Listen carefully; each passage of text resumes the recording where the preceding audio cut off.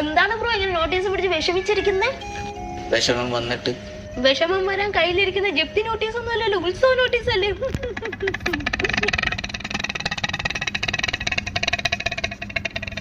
നമുക്ക് എന്തെങ്കിലും വിഷമങ്ങളോ പ്രയാസങ്ങളോ ഉണ്ടെങ്കിൽ ഒന്ന് തുറന്ന് സംസാരിച്ചാൽ തീരാവുന്നതേ ഉള്ളൂ. അതുകൊണ്ട് ധൈര്യമായിട്ട് പറയൂ.